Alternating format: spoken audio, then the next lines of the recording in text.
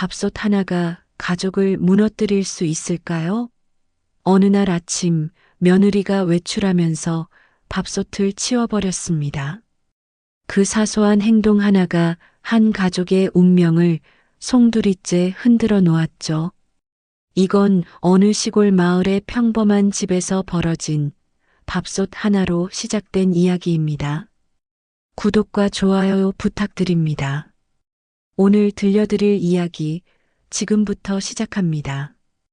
편안하게 들어주세요. 봄비가 보슬보슬 내리던 어느 아침이었다. 마당의 감나무 잎 사이로 빗방울이 톡톡 떨어진다. 이강수는 허리춤에 수건을 찬 채 부엌으로 들어섰다.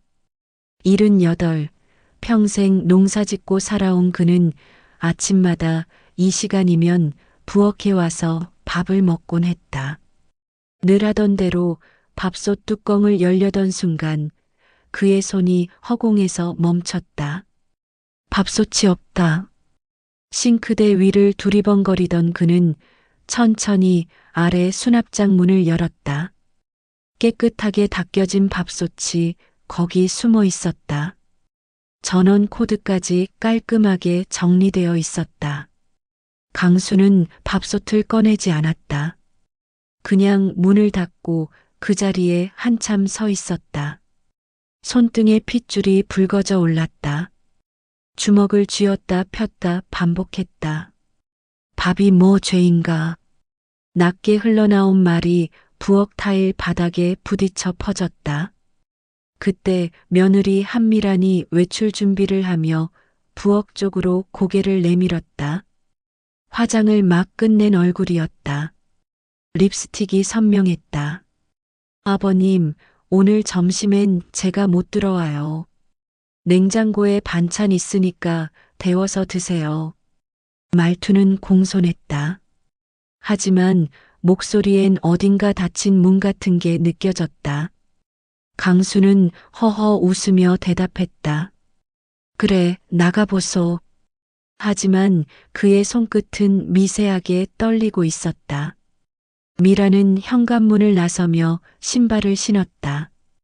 하이힐 굽이 바닥을 탁탁 쳤다. 문이 닫혔다.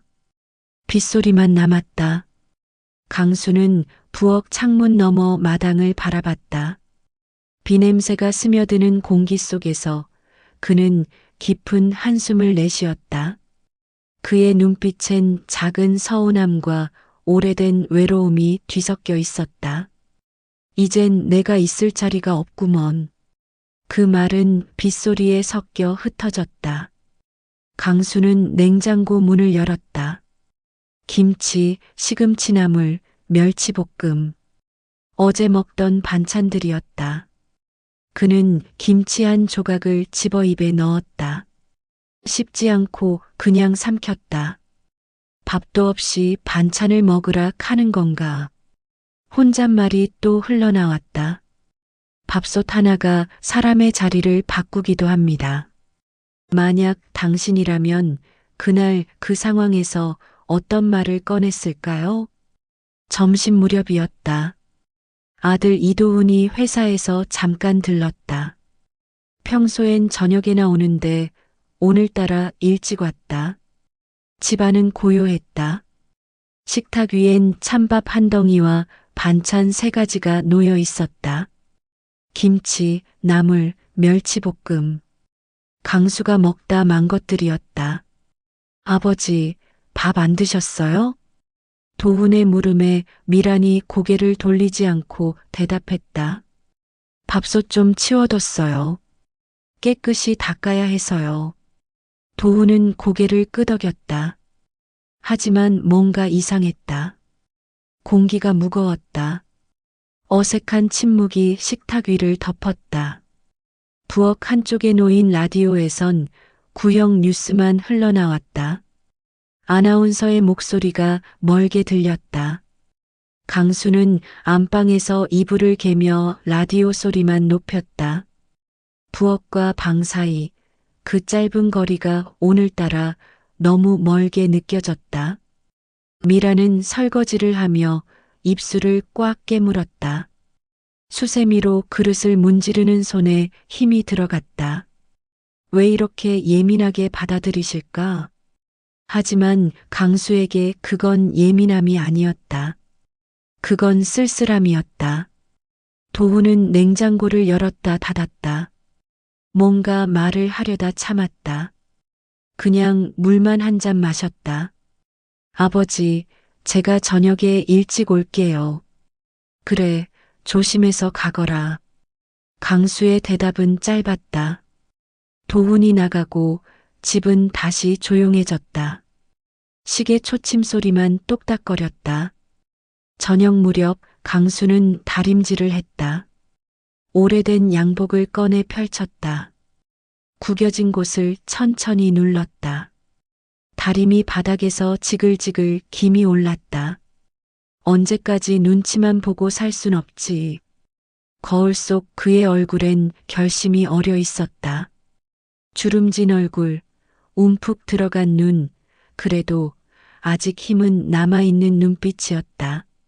사람 사이엔 말보다 침묵이 더 날카로울 때가 있죠. 당신은 가족 간의 침묵을 어떻게 깨시겠습니까? 다음 날 아침 강수는 노인정에 들렀다.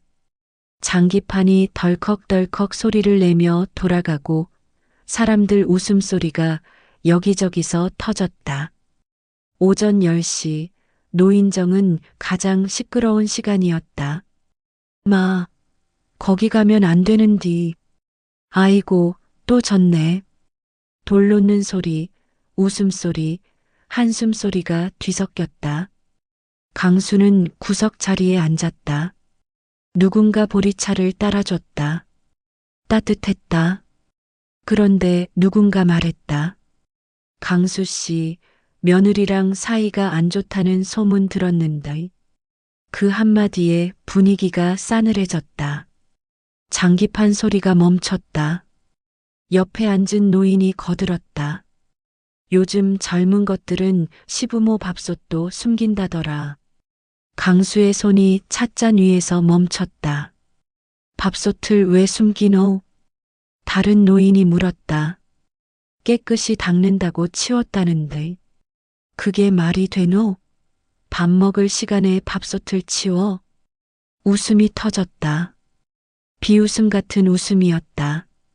강수는 찻잔을 내려놨다. 손이 떨렸다. 김순덕 할머니가 다가와서 조용히 말했다. 참으소. 아들 집에서 살다 보면 별일 다 있는 거요. 그 말에도 웃음이 나오지 않았다. 강수는 천천히 자리에서 일어났다. 참는 게 사람을 좀 먹어. 그는 노인정 문을 밀고 밖으로 나왔다. 길가의 감나무 아래서 담배를 꺼내 물었다. 하늘을 올려봤다. 회색 구름이 덮여 있었다. 내가 여기 왜 있나? 담배 연기가 바람에 흩어졌다. 그날 오후 그는 다시 집으로 향했다. 노인정에 남은 사람들은 그의 뒷모습을 보며 한숨을 쉬었다. 누군가 중얼거렸다. 저러다 큰일 나겠어. 며느리도 참 그렇지. 밥솥 하나 가지고. 요즘 세상이 그래. 늙은이 밥 먹는 것도 눈칫밥이여. 장기판이 다시 돌아가기 시작했다. 하지만 웃음소리는 나오지 않았다. 소문은 바람보다 빠르고 상처는 그보다 더 오래 남습니다. 혹시 당신의 말 한마디가 누군가를 떠나게 한 적은 없나요? 저녁이 되었다. 도훈이 술 기운을 약간 띈 채로 집에 들어왔다. 넥타이를 풀며 안방 쪽을 봤다. 방문이 닫혀 있었다. 아버지, 밥 드셨어요? 강수는 방 안에 앉아 있었다. 텔레비전이 켜져 있었지만 소리는 작았다. 배가 하나도 안 고프다. 잔을 돌리며 말하는 목소리가 낮았다. 미라는 식탁 옆에 서서 아무 말도 하지 않았다. 앞치마를 만지작거렸다. 도훈이 말했다. 아버지, 미란이가 병원 다녀와서 밥솥 치운 거예요. 몸이 안 좋아서요. 그 말에 미란이 갑자기 돌아섰다. 그런 식으로 말하지 말아요. 언성이 조금 높아졌다. 도훈도 목소리를 높였다. 그럼 뭐라고 해요? 아버지가 오해하시잖아요. 오해가 아니라 제가 실제로 그랬어요. 변명하지 마세요. 미란의 목소리가 떨렸다. 강수는 자리에서 천천히 일어났다. 너희 싸움에 내가 왜 있냐? 그는 방문을 닫고 들어갔다. 조용히 텔레비전을 껐다. 창밖에선 바람소리가 텅 빈 집을 흔들었다. 강수의 시선이 부엌 쪽을 향했다. 밥솥이 있던 자리가 보였다. 텅 빈 자리였다. 내가 그냥 나가야겠다. 그 한마디가 방 안에서 미묘하게 울렸다. 밤이 깊어졌다. 도훈과 미라는 거실에서 말없이 앉아 있었다. 시계가 11시를 가리켰다. 여보, 제가 잘못했어요. 미란이 먼저 말했다. 아니에요. 제가 중간에서 제대로 못했어요. 도훈도 한숨을 쉬었다. 내일 아버지한테 제대로 말씀드려요. 네. 하지만 내일은 오지 않았다. 새벽이 되었다. 강수는 낡은 가방을 챙겼다. 옷 몇 벌, 양말 2켤레, 그리고 오래된 수첩 한 권. 조용히 현관문을 열었다. 문소리가 나지 않게 천천히 닫았다. 현관 앞에서 그는 잠시 멈췄다. 뒤를 돌아봤다. 어두운 집안이 보였다. 아무 소리도 들리지 않았다. 잘 있거라. 어둠 속에서 그의 뒷모습이 사라졌다. 가끔은 떠나는 게 유일한 대답이 되기도 합니다. 당신이라면 그 새벽에 그를 붙잡았을까요? 아침이 밝았다. 미란이 안방 문을 열었다. 이불이 깔끔하게 개어져 있었다. 방 안이 너무 조용했다. 강수가 늘 틀어놓던 라디오도 꺼져 있었다. 여보, 아버님 안 계세요. 목소리가 떨렸다. 도훈이 황급히 신발을 신고 뛰쳐나갔다. 미란도 따라 나왔다. 버스 정류장을 먼저 찾았다. 없었다. 마을 슈퍼에 들렀다. 주인 아주머니가 고개를 저었다. 아침부터 못 봤는디요. 노인정도 가봤다. 아무도 몰랐다. 새벽에 남쪽 길로 가시던디. 김순덕 할머니가 말했다. 도훈은 그 말을 듣자마자 달리기 시작했다. 휴대폰을 꺼내 아버지 번호를 눌렀다. 전화는 꺼져 있었다. 아버지, 아버지. 도훈의 목소리가 골목을 울렸다. 한편 미라는 부엌에 서서 밥솥을 다시 꺼냈다.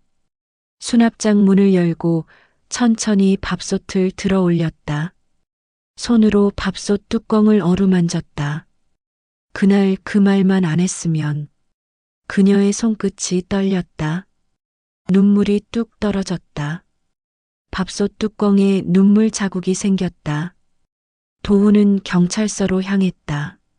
숨을 헐떡이며 문을 열었다. 가출 신고하러 왔습니다. 78입니다. 목소리 끝이 갈라졌다. 경찰관이 물었다. 언제부터 안 보이셨습니까? 오늘 새벽부터요. 집을 나가신 것 같아요. 특별한 이유가 있습니까? 도훈은 대답하지 못했다. 밥솥 이야기를 어떻게 설명할 수 있을까? 가족 간에 작은 일이 있었습니다. 경찰관이 고개를 끄덕였다. CCTV 확인해 보겠습니다. 다음 날 경찰이 CCTV 영상을 확인했다. 새벽 4시쯤 낯익은 그림자가 찍혀 있었다. 허리가 굽은 노인이 천천히 걸어가는 모습이었다. 손에 가방을 들고 있었다. 그가 향한 곳은 마을 끝자락 폐가였다. 사람은 늘 돌아갈 곳을 찾죠. 당신이 그였다면 어디로 향했을까요? 폐가의 문을 밀자 먼지 냄새가 훅 들어왔다. 낡은 라디오, 바랜 사진틀, 그리고 고요만 가득한 방. 강수는 벽에 기대 앉아 손바닥을 펼쳤다. 굳은 살 가득한 손이었다. 송금이 깊게 패여 있었다. 이 손으로 밥을 퍼서 애들 먹였지. 그는 가방에서 낡은 수첩을 꺼냈다. 펜을 꺼내 천천히 썼다. 도훈아, 밥은 사람이 되게 하는 거다. 글씨가 삐뚤빼뚤 흔들렸다. 손이 떨려서 제대로 쓰기가 힘들었다. 너희 어머니가 살아계실 때는 이 집에 밥 냄새가 늘 났다. 그 냄새가 우리를 가족으로 만들었어. 한 줄, 또 한 줄 썼다. 밥솥을 치운 건 작은 일이지만 나한테는 내 자리가 사라진 것 같았다. 촛불이 깜빡거렸다. 그때 멀리서 사이렌 소리가 들렸다. 창밖에서 불빛이 번쩍였다. 뭐가 또 터졌나? 강수는 천천히 일어나 창밖을 내다봤다. 불길이 솟아오르고 있었다. 연기가 하늘로 치솟았다. 그 위치는 아들네 집 쪽이었다. 그의 얼굴이 하얗게 질렸다. 수첩이 바닥에 떨어졌다. 도훈이, 미란이. 그는 문을 박차고 뛰쳐나갔다. 운명은 때로 우리가 뒤돌아선 그 자리를 불태워버립니다. 도훈은 택시 안에서 전화를 받았다. 형님네 집에 불났어요. 그는 소리쳤다. 뭐라고요? 택시는 골목길로 질주했다. 브레이크를 밟았다. 연기가 보였다. 불빛이 번쩍였다. 사이렌이 울렸다. 집은 이미 잿더미가 되어가고 있었다. 미라는 길 한복판에 주저앉아 울부짖었다. 우리 집이 날아갔어요. 소방관이 다가와 말했다. 가스 폭발로 추정됩니다. 도훈은 허공만 바라봤다. 밥솥, 사진, 옷, 추억, 모든 게 사라졌다. 불길이 창문을 핥고 있었다. 소방관이 덧붙였다. 가스밸브가 열려 있었습니다. 누가 조작한 흔적이 있어요. 그 말에 미란의 얼굴이 하얗게 질렸다. 설마, 아버님? 도훈은 고개를 저었다. 하지만 마음 한구석에서 의심이 피어올랐다. 아버지가 화가 나서 밸브를 연 걸까? 아니, 그럴 리 없다. 하지만, 아니에요. 우리 아버지 그런 분 아니에요. 도훈의 목소리가 떨렸다. 소방차 물줄기가 집을 향했다. 지붕이 무너지는 소리가 들렸다. 쿵. 사람들이 비명을 질렀다. 불길이 집을 태웠지만 더 무서운 건 마음의 불이었습니다. 당신이라면 누구를 먼저 의심했을까요? 마을엔 소문이 순식간에 퍼졌다. 할아버지가 일부러 밸브 연 거 아냐? 며느리한테 서운해서 그랬다던디. 아이고, 그래도 집을 태우다니. 노인정은 그 얘기로 떠들썩했다. 사람들이 모여 수군거렸다. 도훈은 이를 악물었다. 우리 아버지 그런 분 아니에요. 하지만 증언이 나오기 시작했다. 사고 직전 그 근처에 노인 한 명이 있었대요. 마을 슈퍼 주인이 말했다. 옷차림이 강수 씨랑 똑같았다는데. 회색 점퍼에 검은 모자. 맞제? 증언이 겹쳤다. 미라는 죄책감에 밤마다 울었다. 임시로 얻은 친정집 방에서 혼자 울었다. 내가 밥솥만 안 숨겼어도. 백앤리지 눈물로 젖었다. 도훈은 경찰서를 찾아갔다. 제가 직접 찾아보겠습니다. 경찰관이 말했다. 일단 CCTV 분석 중입니다. 가스밸브 조작 흔적도 확인하고 있고요.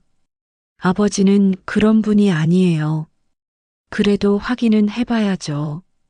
도훈은 결심했다. 진실을 직접 듣기 전엔 그 어떤 말도 믿을 수 없었다. 그날 밤 도훈은 마을을 헤맸다. 골목길, 뒷산, 개울가, 아버지가 자주 가던 곳을 모두 찾아다녔다. 하지만 어디에도 없었다. 아버지, 어디 계세요? 밤하늘에 별이 떴다. 차가운 바람이 불었다. 오해는 항상 가까운 사람을 향합니다. 당신은 믿음과 의심 중 무엇을 먼저 붙잡을 건가요? 도훈은 폐가로 향했다. 누군가 말해줬다.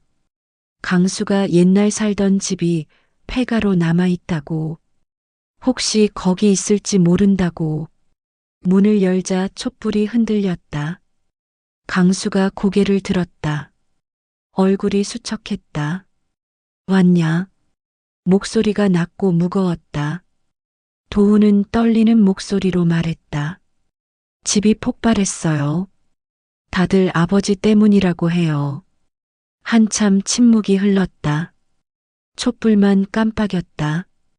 강수는 바닥에 떨어진 수첩을 집어들었다.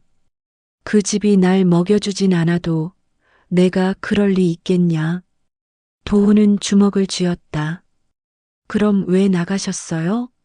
왜 말도 없이 나가셨어요? 강수는 창밖을 바라봤다. 달빛이 희미하게 들어왔다. 밥솥을 숨긴 게 나를 숨긴 거랑 같더라. 내가 거기 있으면 너희만 힘들 것 같았어. 그 말에 도훈의 어깨가 내려앉았다. 촛불 그림자가 벽에 일렁였다. 아버지, 저희가 잘못했어요. 잘못은 없다. 그냥 서로 엇갈렸을 뿐이요. 강수의 목소리가 부드러워졌다. 그때 밖에서 발소리가 들렸다. 문이 열렸다. 숨을 헐떡이는 소리가 들렸다. 아저씨, 아직도 그 얘기 중이세요? 진실은 뜻밖의 입에서 흘러나오곤 합니다. 누가 이 불길을 일으킨 걸까요? 들어온 사람은 청년 박준서였다. 마을 수리공으로 일하는 29 청년이었다. 그의 손엔 휴대폰이 들려 있었다. 화면이 켜져 있었다. 제가 잘못했어요. 그 말에 공기가 멈췄다. 준서가 고개를 숙였다. 어깨가 떨렸다. 버려진 가스통 옮기다가 밸브를 잘못 돌렸어요. 집 뒤에 있던 거였는데. 도훈이 소리쳤다. 뭐라고요? 준서는 눈물을 흘렸다. 경찰이 무서워서 말 못했어요. 죄송합니다. 정말 죄송합니다. 청년은 그 자리에 무릎을 꿇었다. 강수는 천천히 일어나 청년의 어깨를 붙잡았다. 사람은 실수로 밥을 태워도 마음만은 덜 태워야 혀. 청년의 눈에서 눈물이 뚝뚝 떨어졌다. 도훈은 한동안 말을 잃었다. 분노와 안도가 뒤섞였다. 그러다 천천히 말했다. 그럼 아버지는 괜한 의심이었지. 강수의 목소리가 낮게 깔렸다. 준서가 떨리는 목소리로 말했다. 제가 배상하겠습니다. 평생 갚겠습니다. 도훈은 주먹을 쥐었다 폈다. 한참을 그렇게 있다가 말했다. 경찰에 가서 말해요. 지금 당장. 네. 준서는 고개를 숙인 채 폐가를 나갔다. 발걸음이 무거웠다. 강수와 도훈만 남았다. 촛불이 흔들렸다. 아버지, 집으로 가요. 집이 어딨노? 임시로라도 저희랑 같이 계세요. 강수는 수첩을 주섬주섬 챙겼다. 밥솥은 있나? 그 말에 도훈이 웃었다. 눈물이 섞인 웃음이었다. 있어요. 미란이가 꺼내놨어요. 진실은 늘 늦게 도착하지만 늦었다고 해서 가치 없는 건 아닙니다. 당신은 용서를 얼마나 기다릴 수 있나요? 다음 날 마을회관엔 사람들이 모였다. 김순덕이 앞에 섰다. 그 청년 울면서 사과했슈. 경찰서 가서 다 자백했다는데. 사람들이 웅성거렸다. 괜한 말했네. 강수 씨한테 미안하네. 하나둘 고개가 숙여졌다. 노인정에서 밥솥 이야기를 꺼냈던 노인이 말했다. 내가 함부로 말했슈. 강수 씨한테 사과해야겠어. 다른 노인도 거들었다. 우리가 다 잘못했지. 소문만 믿고. 강수는 회관 뒤쪽에 조용히 서 있었다. 사람들이 그를 발견하고 조용해졌다. 미안하이소, 강수 씨. 우리가 함부로 말했슈. 강수는 조용히 웃었다. 이 동네가 아직은 사람 사는 동네구먼. 그 말에 분위기가 조금 풀렸다. 도훈은 그 말에 눈시울이 붉어졌다. 아버지는 여전히 이 마을을 믿고 있었다. 김순덕이 앞으로 나왔다. 우리가 힘 모아서 집 다시 지읍시다. 강수 씨네 집. 맞제. 우리가 도와야지. 자재는 내가 좀 구해올게. 사람들이 하나둘 손을 들었다. 미라는 친정집에서 밥솥을 닦고 있었다. 천천히 뚜껑을 열고 안을 들여다봤다. 수세미로 구석구석 닦았다. 이제는 다시 숨기지 않겠어요. 그녀는 밥솥에 쌀을 넣었다. 물을 부었다. 전원을 켰다. 불빛이 들어왔다. 진실이 드러나면 상처가 다 낫는 걸까요? 아니면 그제야 고통이 시작되는 걸까요? 경찰 발표가 나왔다. 부주의한 사고, 청년 박준서의 과실, 모든 게 밝혀졌다. 도훈은 깊은 숨을 내쉬었다. 경찰서 밖으로 나와 하늘을 올려봤다. 파란 하늘이 펼쳐져 있었다. 미라는 조용히 눈을 감았다. 우리 너무 늦게 깨달았어요. 강수는 아들의 어깨를 두드렸다. 밥솥은 치워도 인연은 못 치워. 그 말에 세 사람 모두 울었다. 폐가 앞마당에 모닥불을 피웠다. 바람이 스쳤다. 불씨가 하늘로 흩어졌다. 타닥타닥 소리가 났다. 멀리서 누군가 그 장면을 지켜보고 있었다. 김순덕 할머니였다. 조용히 눈물을 닦았다. 저래도 가족이제. 만약 당신이라면 그때 무슨 말을 건넸을까요?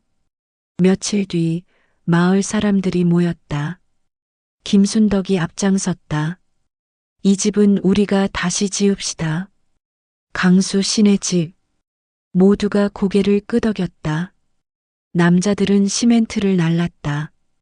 삽으로 땅을 팠다. 벽돌을 쌓았다. 여자들은 밥을 했다. 김치를 담갔다. 반찬을 만들었다. 아이들은 흙장난을 하며 노래를 불렀다. 할아버지 집 짓자, 밥솥이 웃자.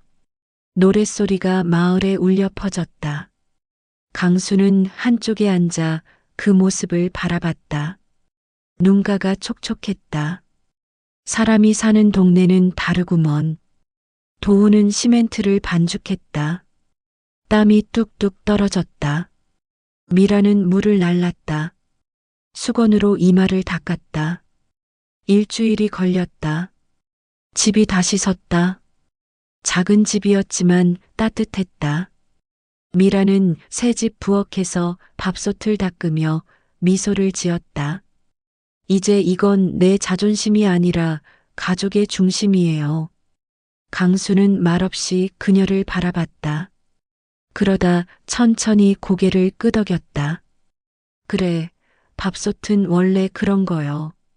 저녁이 되자 첫 김이 피어올랐다. 밤 냄새가 마을을 감쌌다.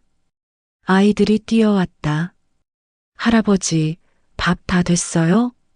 강수는 웃으며 뚜껑을 열었다. 그래, 같이 먹자. 하얀 김이 활짝 피어올랐다. 새로 지은 집의 첫날이었다. 모두가 모였다. 마을 사람들 20명 넘게 왔다. 밥솥 뚜껑이 열리자 김이 피어올랐다. 이제 숨기지 말고 같이 먹어요. 미란의 손이 떨렸다. 강수는 밥을 떠서 한 입 넣었다. 천천히 씹었다. 눈을 감았다.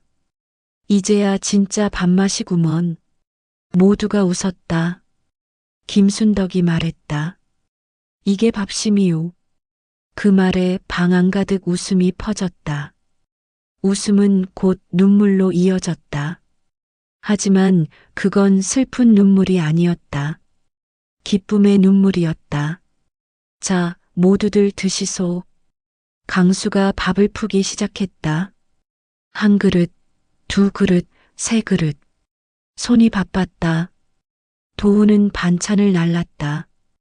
김치, 나물, 생선구이. 식탁이 가득 찼다. 아이고, 이게 얼마만인고. 노인 하나가 숟가락을 들었다. 다 같이 모여서 밥 먹는 게. 밥 먹는 소리, 숟가락 부딪히는 소리, 웃음소리가 뒤섞였다. 그게 가장 아름다운 음악이었다. 준서도 멀리서 지켜보고 있었다. 들어가지 못하고 담 너머에서 서 있었다. 강수가 그를 발견했다. 야, 준서야. 들어와. 아니에요, 저는. 들어오락 하잖아. 밥은 같이 먹는 거요. 준서는 천천히 들어왔다. 고개를 들지 못했다. 강수가 밥을 퍼서 내밀었다. 받아. 아저씨. 실수는 누구나 혀. 중요한 건 그 다음이제. 준서는 밥그릇을 받았다. 눈물이 또 흘렀다. 새벽이 왔다. 강수는 편지를 썼다. 새 수첩에 또박또박 썼다. 밥 한 그릇에 담긴 정은 세월이 지나도 식지 않는다. 그는 편지를 밥솥 옆에 두었다. 도훈아, 미란아. 밥솥을 숨긴 건 너희 잘못이 아니다. 내가 너무 예민했어. 하지만 그 일로 우리가 다시 가까워졌으니 이것도 인연이제. 마당으로 나가 하늘을 올려봤다. 안개 속 감나무가 희미하게 보였다. 새들이 지저귀기 시작했다. 이제야 좀 편하네. 김순덕이 길 건너편에서 손을 흔들었다. 강수 씨, 또 어디 가요? 밥 먹으러 나가는겨. 오늘도 노인정에서 먹을 거요? 아니요. 오늘은 집에서 먹으려고. 김순덕이 활짝 웃었다. 집안에서 미란이 편지를 발견했다. 눈가가 젖었다. 편지를 가슴에 안았다. 이젠 제가 먼저 밥 짓게요. 아버님. 그녀는 밥솥에 쌀을 넣었다. 물을 부었다. 전원을 켰다. 익숙한 소리가 났다. 도훈이 뒤에서 안았다. 우리 잘할 수 있을까요? 잘하는 게 아니라 같이 하는 거예요. 미란이 대답했다. 몇 달이 흘렀다. 마을 입구에 간판이 하나 걸렸다. 이웃집 밥상이라고 쓰여 있었다. 강수가 직접 쓴 글씨였다. 마을 사람들이 모여 함께 밥을 나눴다. 강수는 밥을 푸며 웃었다. 미라는 반찬을 담았다. 도훈은 마을버스를 몰며 노인들을 실어 날랐다. 김순덕은 된장국을 나눴다. 아이들은 뛰놀았다. 할머니, 이거 맛있어요. 그래, 더 먹어라. 밥솥 위로 김이 피어올랐다. 하얀 김이 천장까지 올라갔다. 강수가 말했다. 밥은 혼자 먹는 게 아니요. 모두 고개를 끄덕였다. 같이 먹어야 맛이요. 맞제 맞아. 햇살이 식탁을 비췄다. 밥솥을 치워버리던 그날의 상처가 이제는 따뜻한 추억으로 남았다. 창밖으로 감나무 잎이 바람에 흔들렸다. 마당엔 아이들 웃음소리가 울렸다. 밤 냄새가 골목길을 따라 흘러갔다. 준서도 자원봉사로 와서 설거지를 했다. 매일 왔다. 말없이 일했다. 준서야, 이제 그만해도 돼. 강수가 말했다. 아니에요. 제가 하고 싶어서 해요. 준서는 웃었다. 예전과 다른 웃음이었다. 강수는 밥솥 뚜껑을 닫으며 중얼거렸다. 밥심으로 사는 거요. 그 말이 바람을 타고 마을 전체로 퍼져나갔다. 저녁이 되었다. 마지막 손님이 나갔다. 강수, 도훈, 미란 세 사람만 남았다. 식탁을 닦았다. 설거지를 했다. 불을 껐다. 오늘도 수고했어요, 아버님. 수고는 무슨, 내가 좋아서 하는 거요. 강수가 웃었다. 세 사람은 거실에 앉았다.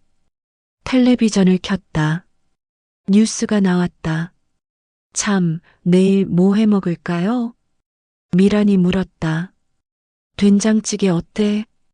도훈이 대답했다. 좋채. 된장찌개에 보리밥. 강수가 고개를 끄덕였다. 그럼 내가 아침 일찍 일어나서 밥 지을게요. 미란이 말했다. 아니요, 내가 할게. 아니에요, 제가 할게요. 둘이 웃으며 다퉜다. 도훈이 끼어들었다. 그럼 같이 해요. 셋이서. 세 사람 모두 웃었다. 밤이 깊어갔다. 집은 조용했다. 하지만 따뜻했다. 강수는 잠들기 전 창문을 열었다. 밤바람이 들어왔다. 별이 떴다. 여보, 우리 잘하고 있지? 하늘을 향해 중얼거렸다. 죽은 아내에게 하는 말이었다. 바람이 대답하듯 불었다. 강수는 창문을 닫고 이불을 덮었다. 눈을 감았다. 편안한 얼굴이었다. 다음 날 아침, 세 사람은 부엌에 모였다. 밥솥 앞에 섰다. 쌀은 내가 씻을게. 미란이 말했다. 물은 내가 맞출게. 도훈이 말했다. 그럼 나는 불 조절. 강수가 웃었다. 세 사람이 함께 밥을 지었다. 손이 부딪혔다. 웃음이 났다. 밥솥 뚜껑을 닫았다. 버튼을 눌렀다. 불빛이 들어왔다. 자, 이제 기다리면 돼. 세 사람은 식탁에 앉았다. 차를 마셨다. 이야기를 나눴다. 아버님, 어제 그 손님 기억나세요? 응, 서울서 온 사람? 네, 여기 밥이 맛있다고 또 온대요. 그래, 다행이네. 대화가 이어졌다. 자연스러웠다. 편했다. 밥솥에서 김이 나기 시작했다. 하얀 김이었다. 아, 밥 다 됐다. 미란이 일어났다. 같이 보자. 강수도 일어났다. 세 사람이 밥솥 앞에 섰다. 뚜껑을 열었다. 김이 확 피어올랐다. 와, 감탄이 나왔다. 밥이 윤기 있게 지어져 있었다. 완벽했다. 우리가 같이 지으니까 더 맛있어 보이네. 도훈이 말했다. 맞아요. 역시 같이 하는 게 최고예요. 미란이 웃었다. 강수는 밥을 떠서 그릇에 담았다. 한 그릇, 두 그릇, 세 그릇. 자, 먹자. 세 사람은 밥을 먹었다. 천천히 씹었다. 맛을 음미했다. 맛있다. 정말 맛있어요. 이게 밥맛이지. 웃음이 터졌다. 창밖으로 햇살이 쏟아졌다. 감나무 잎이 반짝였다. 새들이 노래했다. 이웃집 밥상 간판이 바람에 흔들렸다. 마을엔 밤 냄새가 가득했다.